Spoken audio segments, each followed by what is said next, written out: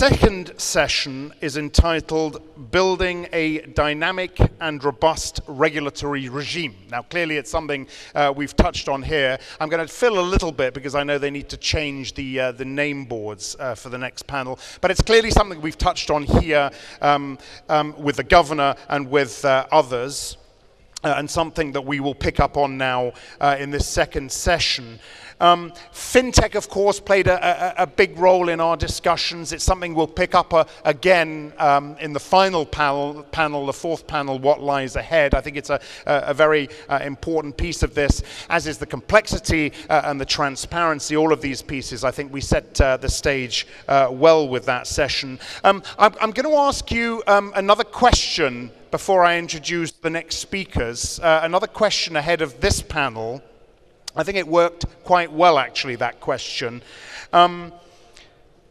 What should regulators focus on to promote Islamic finance? What should regulators focus on to promote Islamic finance? And there are the options: strengthening domestic regulations, ensuring regulatory convergence, implementing Sharia standards, and coordinating with international standard-setting bodies. There you go. So have a crack at that one as well, and the moderator will bring up your responses in about 30 minutes or so. Let me welcome the next panel up now, if I could, as they're doing this switch around.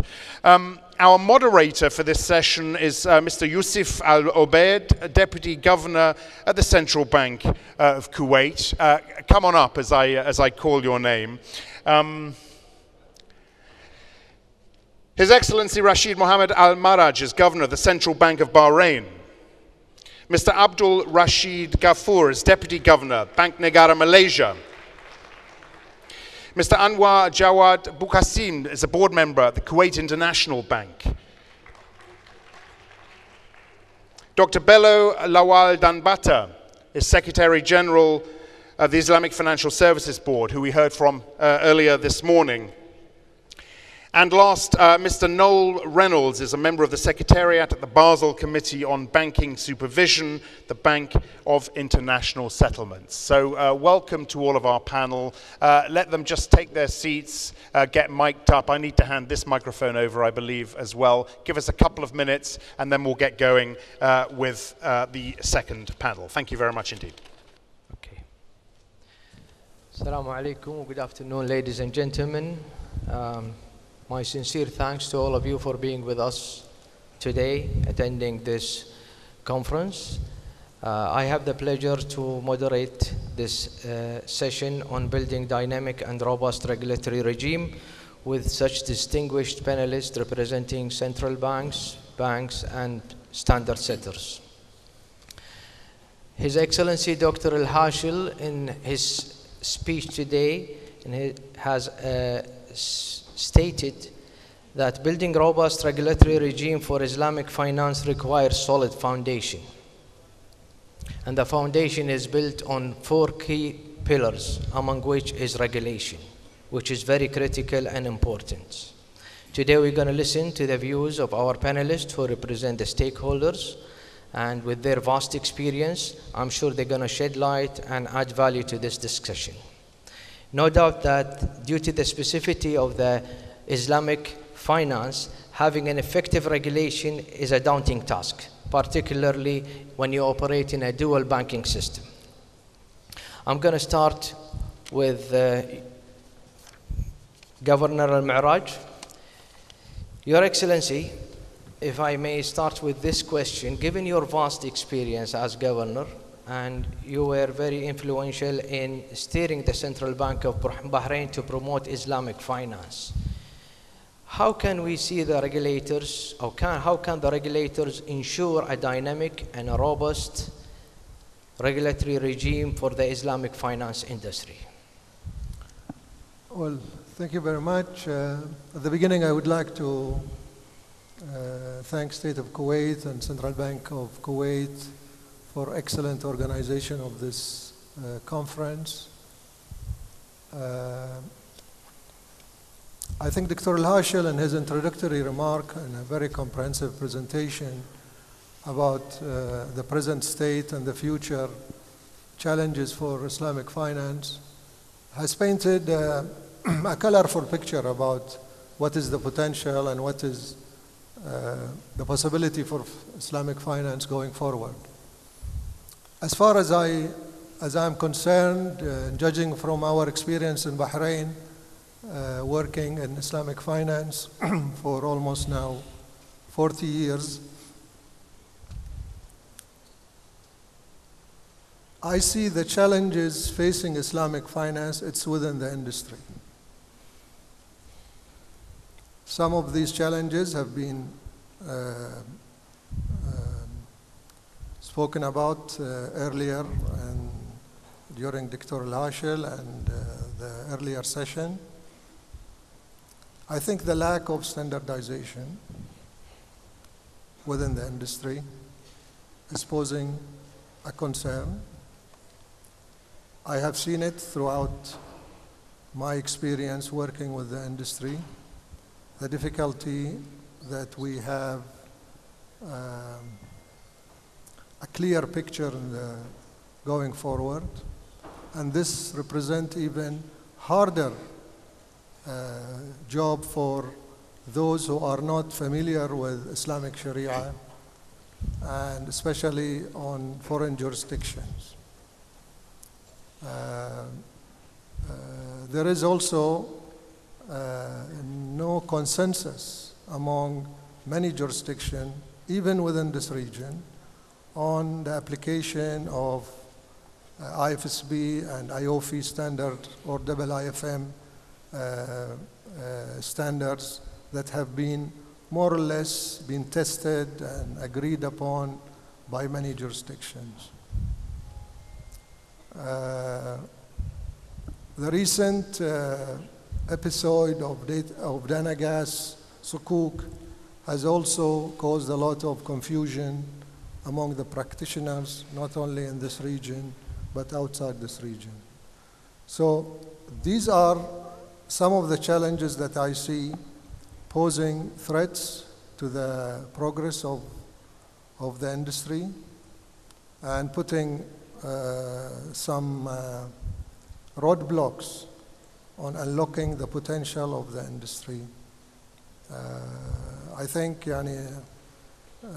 what Dr. Al-Hashel mentioned earlier about the limitation of the coverage of Islamic finance compared to conventional reflects to a large extent the reality that we face as regulators on how to move forward with the industry.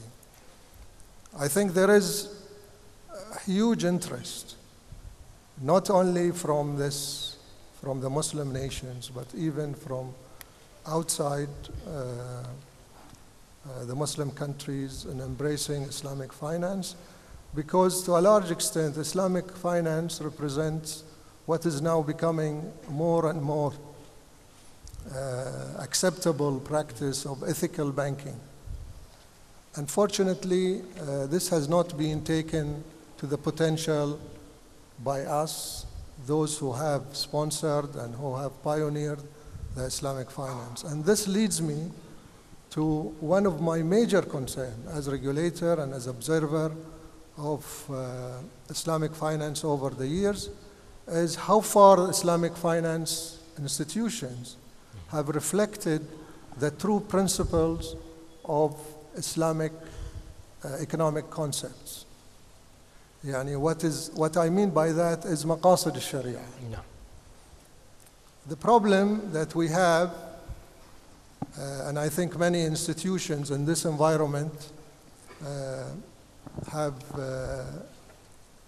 put themselves into more towards achieving financial results than truly reflects what the principle of economic Islamic concepts into play. I think we don't need another institutions who will rebrand the conventional products and sell it to the masses just because to take advantage, because people, and there are 2 billion or 1.5 billion Muslim people who want Islamic Sharia compliant banking. I don't think that is the interest and the drive that put all of us, especially those countries that have strongly believed in Islamic finance and wanted to drive this industry forward. I think the idea is that, and this is a question for all the Islamic finance institutions, for the Sharia scholars, how to bring the Islamic financial institutions back into the maqasid al-Sharia, the truly principles which will distinguish Islamic finance and which will unlock the potential of Islamic finance, especially at the time when we have seen a lot of problems within conventional banks. And unfortunately, and I say this with a lot of pain in my heart, we have not been able to truly unlock the potential of Islamic finance because we have not focused on the true principle of Islamic, economic Islamic principles. Great. And all our energy went into how to condition whatever there available in the market and brand it into Sharia compliant products. And I think this has, to a large extent, impeded the Islamic finance to become more of a force to be reckoned with, to be more acceptable, and to unleash this potential that will increase the size of the Islamic industry. 2% is not acceptable. Yani by all means, with all the energy from all the different standard setters organizations, from the regulators, the achievement so far is not acceptable. Great. And for that reason, I think, as regulators, I am not too concerned about whether the Islamic financial institutions will be put under a regulatory regimes that will ensure financial stability and that will ensure compliance with international banking standard. It goes without saying, and that's going to happen. What matters for me is the things that I mentioned, how to steer the Islamic finance industry into reflecting the true principle of Islam. The role of money in Islam is different than the role of money in the conventional world. Thank you. Well, thank you, Your Excellency. I think you've been very clear and you have touched upon a very important and sensitive issue related to the proper implementation of Islamic finance and whether or not it is within the Sharia principles. Let me just move now to Deputy Governor Rashid. And Malaysia has been at the, forefront with respect to Islamic finance, and Bank Negara Malaysia have had, the leadership in terms of that. Kindly let us know with respect to your opinion about, and thoughts about building a dynamic and robust regulatory regime, in addition to what was mentioned by His Excellency, Governor Al-Miraj. Sure. Thank you, Excellency Deputy Governor. Bismillahirrahmanirrahim. Allow me to also echo the other colleague in terms of thanking Central Bank of Kuwait and also the IFSB in organizing this event and for inviting us to participate in this event itself. I think coming back to this topic, I totally agree with the remarks made by Governor Rashid in terms of, I think it's very critical that we go back to the pure principle of Islamic itself, I think in terms of the regulation and supervisory framework for Islamic finance. Coming back to this topic in terms of the developing a robust and dynamic regulatory regime, I think perhaps it's important to look from two perspectives.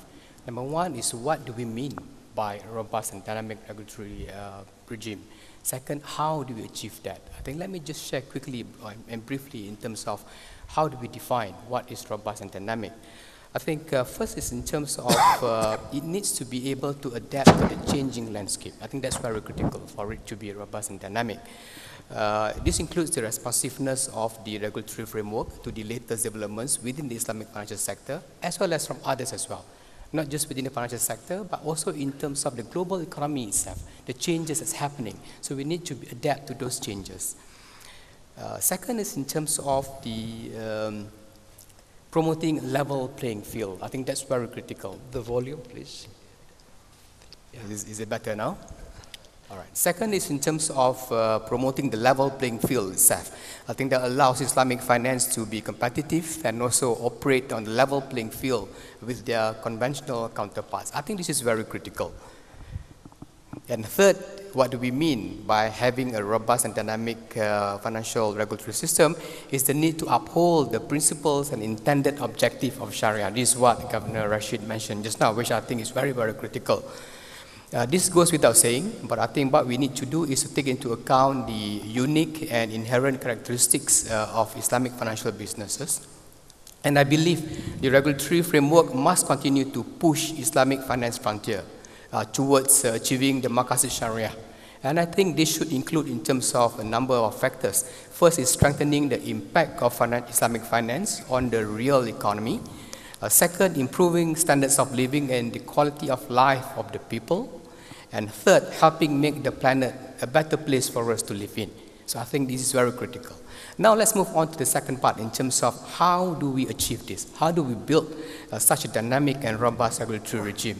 Here what I plan to do is to share a little bit in terms of the experience of Malaysia. How do we develop this regulatory framework itself? First is the importance of putting in place a strong legal conduct, prudential and Sharia framework. I think this was touched by Governor Dr. Al-Hashil just now. I think I call this the essential building block, as Your Excellency mentioned just now. I think this is important to provide an environment that actually enables the industry to thrive while ensuring the orderly conduct, prudent operations, enforceable transactions, and also effective legal redress mechanism. This is very critical. For example, in the case of Malaysia, we established a dedicated, we set up a dedicated legislation for Islamic finance, the Islamic Financial Services Act, which paves the way for the development of Sharia and also the operational standards by the central bank to foster greater clarity in Sharia parameters. I think clarity is very critical. Second, the Central Bank of Malaysia Act 2009 also provides the statutory recognition of the Bank Negara Malaysia Sharia Advisory Council.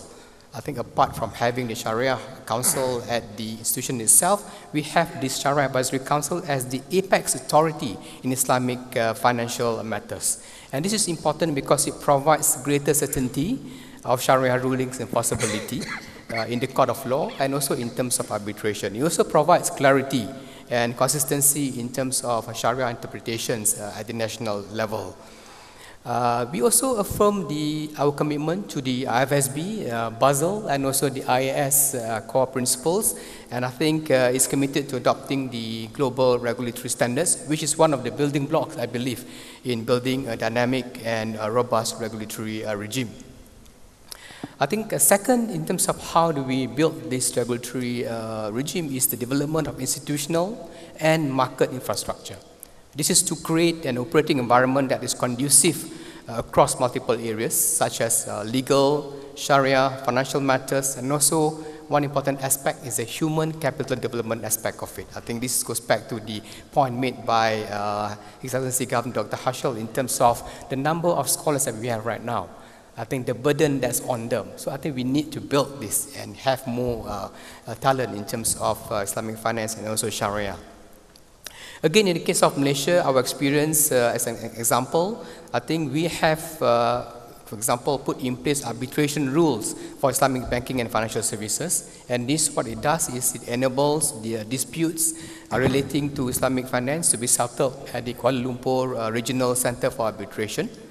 In terms of consumer protection, we have the Malaysia Deposit Insurance Corporation, which was established to administer the deposit insurance system to provide strong incentives for sound risk management as well as to act as a resolution agency. So that's the second part.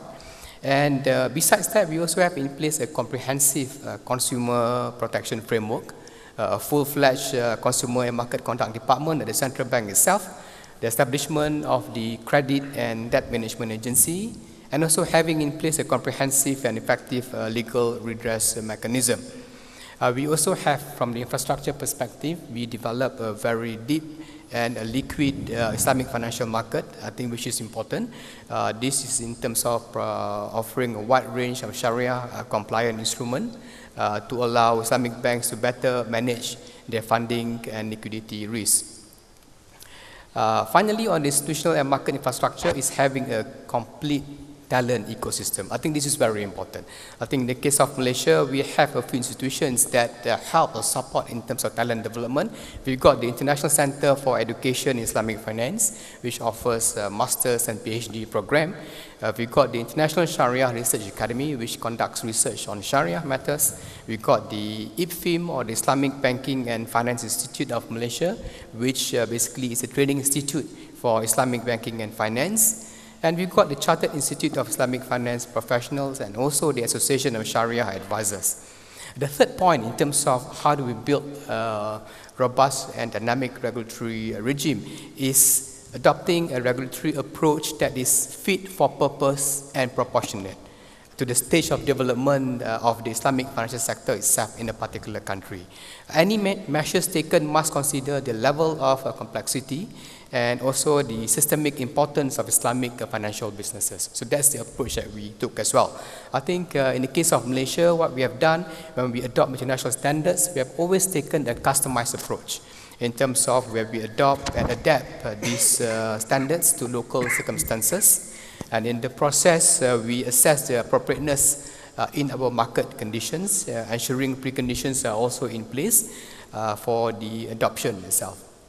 I think perhaps I will stop there, Mr. Chairman. I think just to share a little bit in terms of what do we mean by dynamic and robust regulatory regime and how we achieve in the context of Malaysia. Thank you.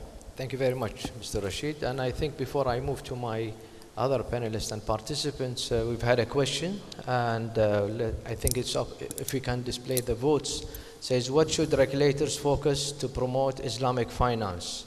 The results were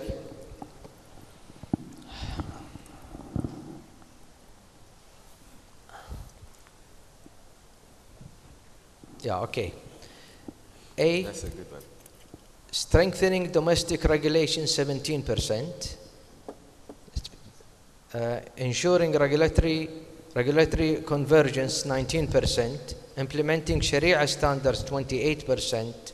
Coordinating with international standards setting bodies, 36%. It just came right on time before we moved to you. That's a good one. So this is these are the results what we have. It's already displayed on the screen, and we'll continue to look at this while we're discussing this. I want to move now to a market player. We have with us our panelist, Mr. Bukhamseen, who is a board member from KIB Kuwait.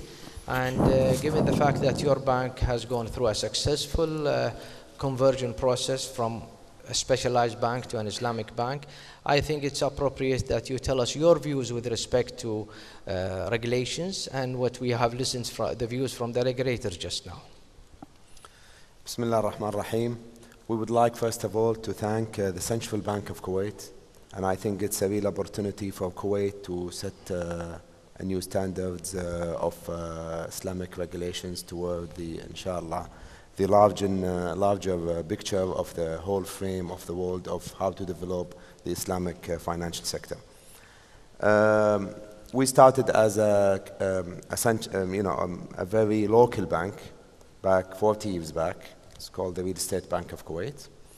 And just giving this experiment, as you mentioned, Budari, back when we started the bank, the first man I personally asked when we started talking about converting the bank to an Islamic compliant bank was Dr. and Sheikh Ahmed Al-Bzi Yassin, God rest him in peace.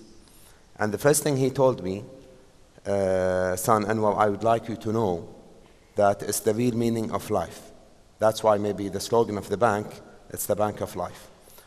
The real thing between you with experience after the central bank was, thankful, has set a very good standards how to work on establishing the new Islamic financing sector in Kuwait 15 years back. And when we applied the first bank, the central bank has gathered all the information that we would need. And thank God we are growing in multiple digits as we saw recently. So it's been a very good experience. And I guess the real milestones will be starting once we see all the central Sharia bodies coming from outside, like the IFSB. I think IFSB would be really good. A new standard will be put together with the rest of the bodies. The central bank definitely is taking measurements with the rest of the banks to make sure that everybody will go together and the rest of the banking sector. For instance, we spoke earlier about Basel III. One of the key elements central bank have done, trying to make sure the conventional banks and the Islamic banks are set together into standards to meet the requirements of the Basel III, which was very difficult for some other countries. In the old days, the Malaysian experiment in the financial Islamic advisory was maybe the only one that we take from the guidance and regulations as a more of a self-regulated financial, I shouldn't call them just banks, but they were more as financial bodies, because some of them was investment house. But today we could see the real Sharia compliance banks are set together, putting one standard for regulators and trying to achieve goals. Good. Thank you. Thank you. Let me now move to Dr. Bello. Again, IFSB as a standard setter, and definitely that has helped in developing, a dynamic and robust regulatory regime. So we'd like you to give the audience, from your experience and your views with respect to that topic, after hearing the regulators and one of the players in the market. All right. First of all, I want to once again thank all the members of the IFSB, especially our council, full and associate and observer members that accepted our invitation and honor this invitation to be with us here today. The IFSB, as an international standard setting body, complements, as I mentioned during my welcome remarks, the works of other international setting bodies. So to talk about robustness and the dynamism of regulatory regime, you need to first of all look at what is the evolution, how do we arrive to this position that where we are today before I talk about the role of the IFSB. Initially, regulation is all about one approach. We just have a rule-based approach. We set the rules, and then we expect the market players to follow these rules. Then now we feel that that is not working. So we have to change the methodology and the approach. Now we move to the principle-based approach of regulation, in which we come up with the best principles, and we said adoption of these principles shows a best practice. Now, with the continuous development in the business environment and the financial sector, new risks are emerging, and the approach now has to change from rule-based and principle-based, but now to risk-based regulation. We need to focus on what are the risks that are really potential that will affect the stability of the financial services sector, and then we develop standards. Now, if you are talking about the robustness, a robust regulatory regime will be the one that will have to look at these three approaches as one, and then look at the point being made by His Excellency, the Deputy Governor of the Central Bank of Malaysia, in terms of responsiveness. Responsiveness has to be, to my own perspective from the IFSB, has to do with the timing. You need to react to these potential risks and issues timely. You need to look at what are the standards that you will set and you will issue that will be more useful to the market players. And then the dynamism is by looking continuously the business environment. What are the new innovations? What are the technological developments that affects the market players? And you need to provide some guidance. So from the work of the IFSB, you know, our mandate, we are looking at the three sectors. We look at the banking, we look at the capital market, and we look at the insurance. So that itself is an aspect of the IFSB's commitment to developing a robust and dynamic regulatory regime. We don't just focus on banking, but we try to look at the capital market and we try to look at the insurance market. Now, that having said, we need to look at as well what are the best ways of developing the right standards for the regulators for the best development of the Islamic financial services industry. So we have to look at our approaches now. What we normally do is we just look at this development and come up with new ideas and develop the standards. But we have to as well complement the work of the international standard setting bodies that are in the conventional financial services industry, like the Basel. We try to look at the standard that they have issued, and then we provide an equivalent guidance for the Islamic financial services institutions, just to close the gap. That closing of the gap is as well part of the building a robust and dynamic regulatory regime. So we try to make sure that the Islamic financial services institutions are not left behind. They are not at the disadvantage of whatever the conventional institutions are being enjoying in terms of a robust and dynamic regulatory frameworks.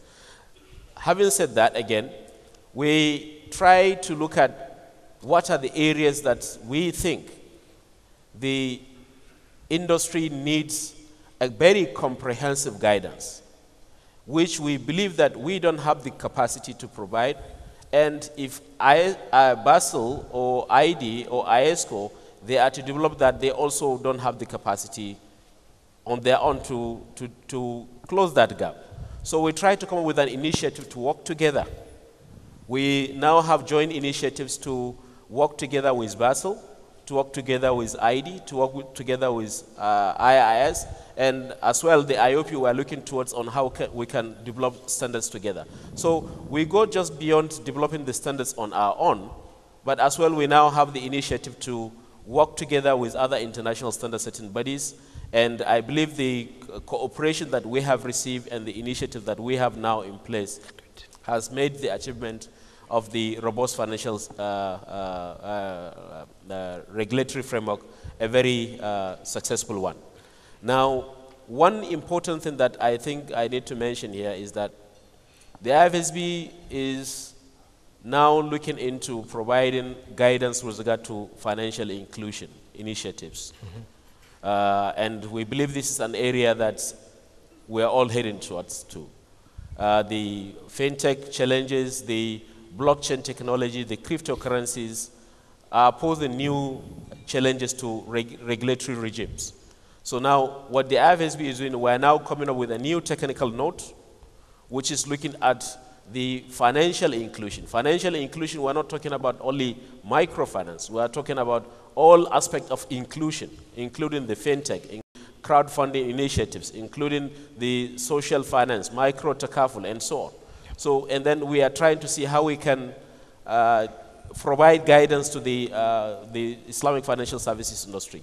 So this is another aspect of how we try to look at the dynamism in terms of building the robust regulatory framework for the Islamic financial institutions. But of course, the adoption is one part, but the development is another. I mean, maybe perhaps there will be more chance to discuss that. Thank you, definitely. Thank you, Dr. Bello. Let me now move to Mr. Noel. What role do you see the Basel Committee playing in the regulation of Islamic financial institutions? So thank you for the question, and thank you to the Central Bank of Kuwait and to the Islamic Financial Services Board for arranging this event and for asking the Basel Committee Secretariat to participate in this panel.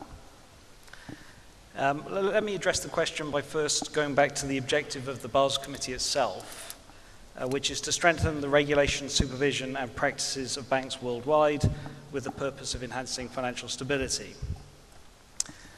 The committee does that mainly through setting standards that apply to the internationally active banks within the member jurisdictions of the Basel Committee.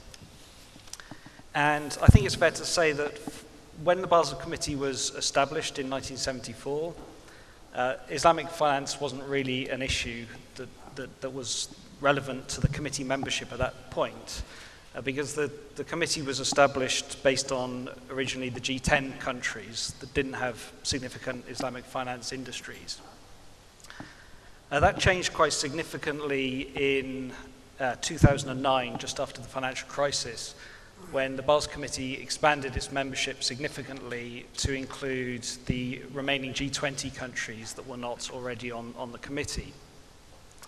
It's expanded it further since and now consists of 45 members from 28 jurisdictions, plus 3 observer countries. And those members have brought with them a wealth of experience on the development of global banking standards, and they've also brought to the table some issues that relate to Islamic banking, given the prominence of Islamic banking in some of those member and observer countries, such as Saudi Arabia, Malaysia, the United Arab Emirates. So in terms of the role of the committee, it has members now that have substantial Islamic finance industries, and so the Basel Committee needs to continue to develop standards that are capable of being implemented in those member jurisdictions. So that's one part of the answer to the question. Another thing I'd like to raise is we have a working group called the Basel Consultative Group that has a broader membership than simply the Basel Committee member countries. And the IFSB Secretariat is represented on that group. And so that's another channel through which Islamic issues can be taken into account. And I would just add that we at the Basel Committee Secretariat have a very good working relationship with the IFSB Secretariat, and that's led to for example, our involvement in the past in the development of the core principles for Islamic financial regulation. There was a technical working group that worked on the banking section of that, and the Basel Committee Secretariat was a participant in that group. So I think relating to the survey that was shown, the issue of cooperation is of key importance. Thank you. Dr. Bello, I just want to go back to an issue you just mentioned now about the proper implementation. Are you satisfied really with the implementation of the IFSB standard, given the fact that in a survey it was shown, and the survey was done I think jointly with the IMF, it showed a good level of implementation? There must be reasons behind that. What are the challenges and the reasons behind, you know, that the implementation probably not up to your entire satisfaction, or if it is to your satisfaction, let us know, please. Yeah, thank you very much. Yeah, of course, there are challenges with regard to the implementation, and these challenges differ from one jurisdiction to the other. We have one jurisdiction, for example, that have implemented the IFSB standards in banking 100%. And even though the market share is not as big as the total market share, I mean, not too significant. And then we have jurisdictions that implement the IFSB standards, very small percentage in terms of the adoption, but the market share is quite big. So you need to look at these two extremes, and then now you will understand from the two extremes that what are the key challenges with regard to this. One of the things that's basically with regard to the result of the survey that I have identified is that there are some that actually use the IFSB standards to develop their own regulatory framework, which automatically is like they have adopted the IFSB standards. But when it comes to the survey, did you take the IFSB standard? The person, maybe the respondent of the survey, doesn't know that his regulatory framework that is being developed by his regulator actually is based on the IFSB standards. So in that case, he may tell you zero, or very small percentages. So these are some of the things that we have discovered. And then another thing is basically the market share. This is one important factor that I believe that affected the adoption of the standard. Some, they have the political will. They have the interest. They want to have the Islamic financial services sector well regulated like that of conventional. But the market share is very small. So if the market share is very small, the adoption perhaps will have some challenges as well. That's another aspect of the challenges that we are looking at. But I think the issue of adoption of the standard is, this challenge is not only unique to IFSB. I have discussed with IMF, I have discussed with Basel and some colleagues in FSB. This is a very common kind of challenge, not only unique to IFSB, but across all the international standard setting body. So I think it's something that's evolved from time to time, because the fact that the standards that are developed are voluntary, it is the responsibility of respective jurisdictions and regulators in these jurisdictions to adopt this standard. That's really what poses the challenge, and that's what really affected the adoption rate. But from the IFSB's perspective, we try to commit ourselves and dedicate our resources to ensure that we support all our members with regard to the implementation. That's why we have the implementation workshops. We have the e-learning is one of the good platform that we are developing to ease members to adopt the standards. And then we have the technical assistance and then the policy advice that we provide to our members. At the same time, we are now trying to see how we can develop FAQs, actually. This is one of the new initiatives that we are looking at. All our standards, we need to develop FAQs so that people can now get the solution there and then without any further delay. But His Excellency, the Central Bank Governor of UAE, rightly mentioned that there is a need for the members to support the adoption of the standards. So I think we rely heavily more on the commitment of the supervisory and regulatory authorities in the adoption. But we are all ready and ever ready, to support the adoption. Thank you. Yeah. Let me go back to Governor Mi'raj again. Governor Mi'raj, what has been your experience with the implementation of macroprudential policies in the presence of Islamic banks? Look, this is a growing idea now, and our concepts that we are grappling with. Islamic finance institutions, for me, could represent a quiet, comfortable level of dealing with. Because if they represent the true principles of Islamic Sharia in the political economy sense, that is sustainability, fairness, accountability, good governance, this will relieve the regulators from a lot of pressures that presently presented in the existing market environments.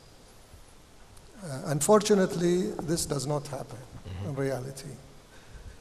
At the moment, the way we see it, Islamic finance institutions are excessively exposed in real estate or in concentrated risky assets in some aspects. So we try to work with the industry in order to smooth out these abnormalities, and we had to, from time to time, to issue directives to counterbalance all these excessive market risks and exposures. And this is not a pleasant way of dealing with the industry.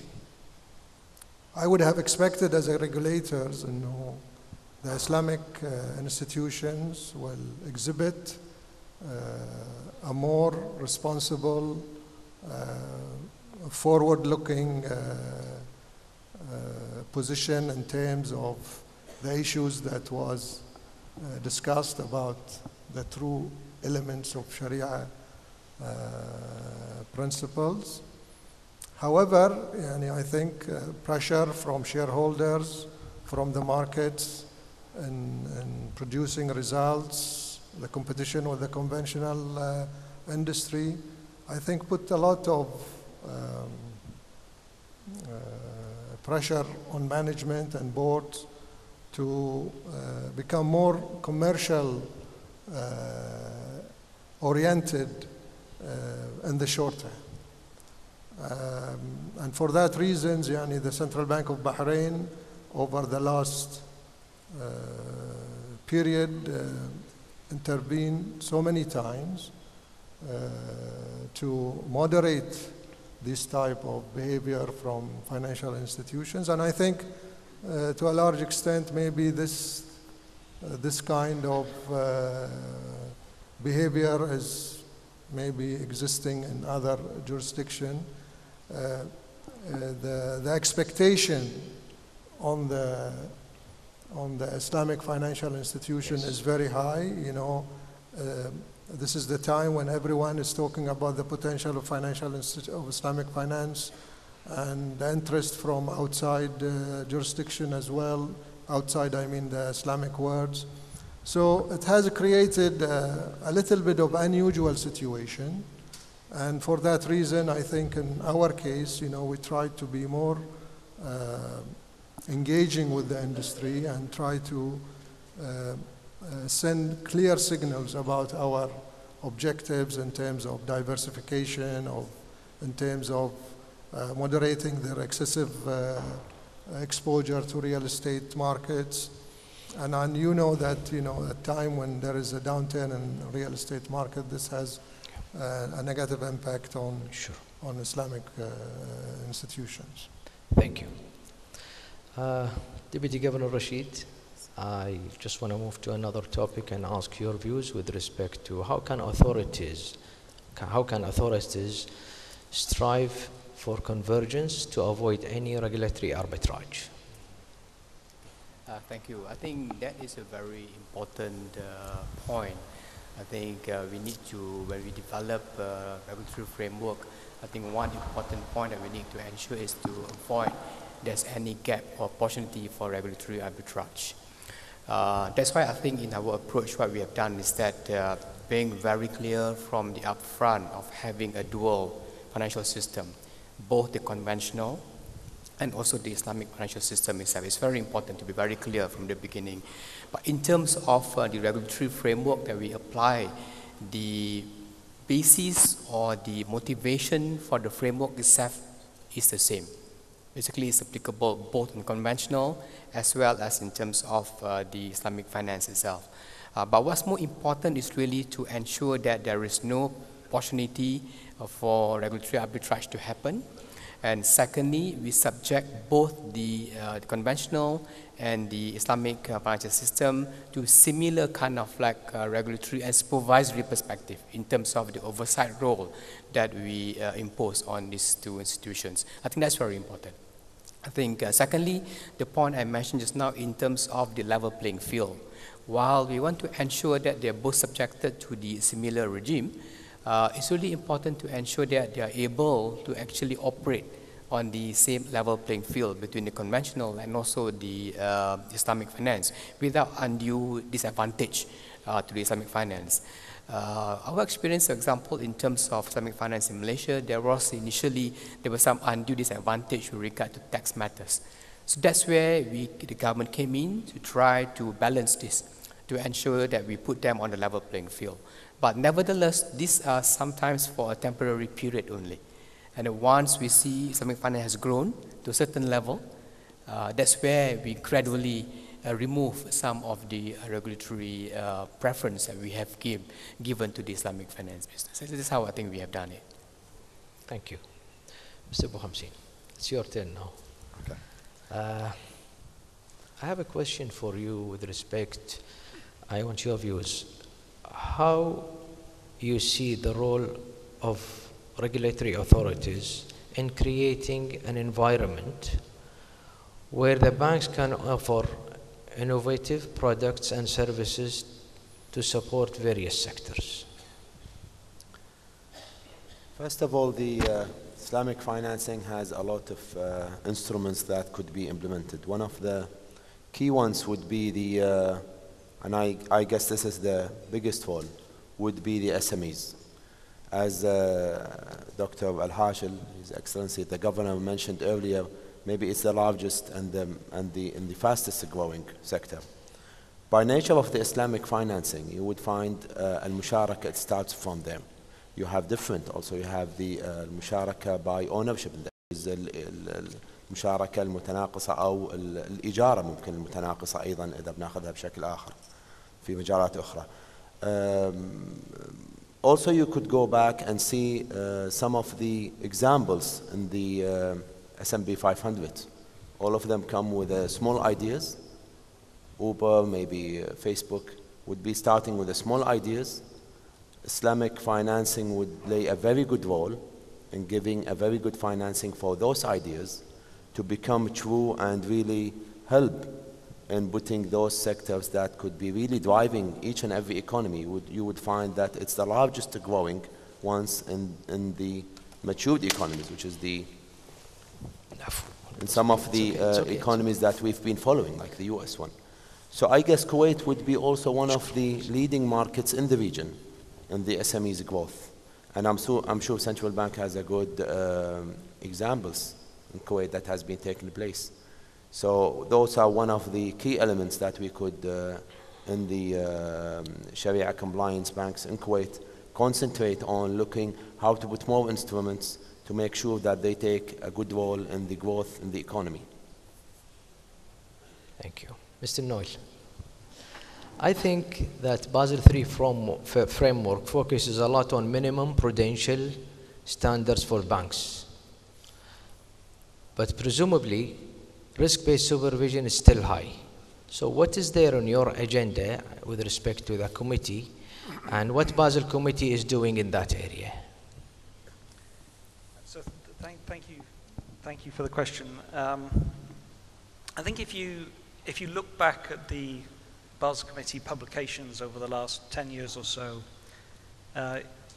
you'd easily get the impression that the primary focus of the committee is on developing minimum prudential standards. I would say that throughout the last 10 years, there are a number of publications that the committee has issued in relation to kind of supervisory practices. So it's issued papers on stress testing, on fintech, on the risks posed by banks stepping in to support related entities, on the subject of risk aggregation across banks, and it's issued guidelines for dealing with weak banks. There's various different publications that have taken place throughout the last 10 years that are on supervisory issues. I would say a key part of risk-based supervision is, well, you could break it down into three components. There's the risk identification stage, there's a process for trying to assess the materiality of risks, and then there's the process of allocating limited supervisory resources to address the most material risks. And in terms of the first two elements of that, the risk identification and the assessment of the size of risks, that's really, it's really aided by simply sharing information and having discussions amongst knowledgeable supervisors. And that's something that the Basel Committee has done throughout the financial crisis and since, and will continue to do. each meeting the committee has starts with the committee members around the table exchanging information on emerging risks and what they're doing about those risks. So supervision has been a key part of the committee's agenda, even though it may not appear so from the focus of many publications on minimum prudential standards. With the finalization of Basel III, which occurred at the end of last year, I would expect to see much greater focus of the committee in terms of its publications on supervisory issues and less on prudential standards. All right, thank you. Given the fact that, you know, we have about 5 minutes left in this session, I'd like really to throw this question on all of you with respect. How do you see the Islamic finance industry, the future of it in the upcoming 5 years, Your Excellency? More of the same. In a We sense. are not going to overcome the issues that raised this morning, and we discuss it. I think we will continue to deliberate on this standardization, making the transaction less costly and less cumbersome, demystifying the issues about Islamic finance to foreign jurisdictions, applying the principles of Sharia quite literally. I think this will unlock the potential. But if we remain within the same domain, that we have standards that are set by IOFI and by IFSB, and there is some hesitation in certain jurisdiction not to apply it, I think this will create a lot of impediments and will make us go nowhere on these issues. But the minute that we decide that there is an acceptance and agreement on all these accounting and banking standards that have been set up by the standard setting organizations, and there is an understanding also from the Sharia scholars about the importance of standardization and the will of the boards and the senior managements to move forward and applying the principle of Sharia and Maqasid al-Sharia and its right form, I think we will look at a potential that will spread far wider than the existence, and it will capture a lot of audience that will hopefully create a massive industry that could present a good alternatives to what is having in this world. Thank you.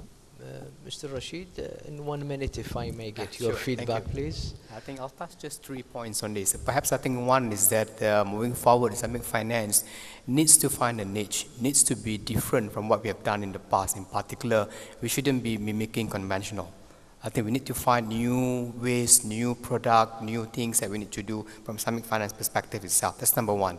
Second, I think in terms of we need to strive to deliver real economic and societal impact.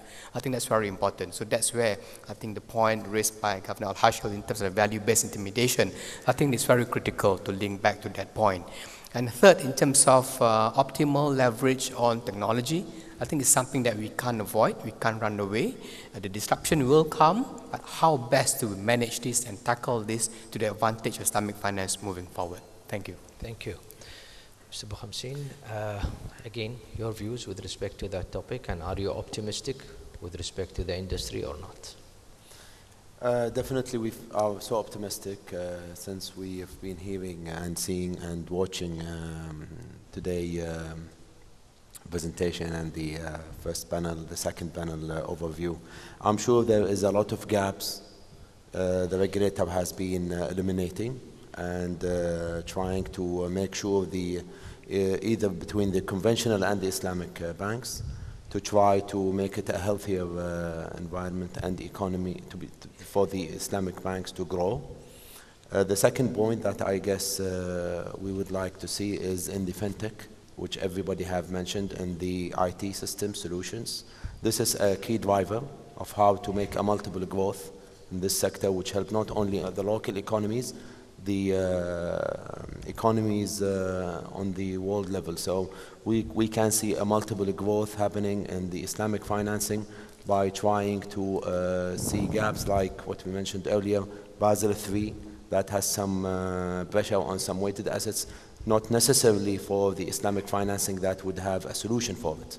So these two points would be really giving a very good growth for the Islamic financing worldwide. Thank you. Mr. Noel, what will be the focus of Basel Committee for the upcoming 5 years with respect? So as I mentioned earlier, the Basel Committee finalized Basel III at the end of last year, which was a major achievement. It marked the completion of the Basel Committee's response to the financial crisis.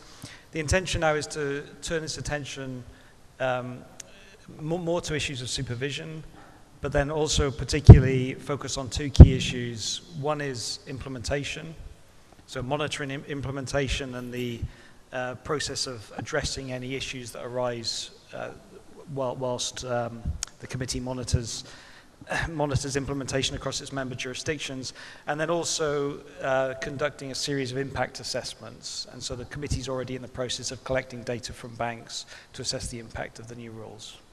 Thank you. I have 5 seconds, but I'll give you 1 minute. Thank you very much. Actually, I mean, the future, I can say the future of Islamic finance is bright and will be brighter, bismillah ta'ala. And having seen the presentation made earlier, highlighting the 4 pillars of Balu principles by His Excellency Governor Al-Hashil, and it shows that the opportunity for Islamic finance to grow is there.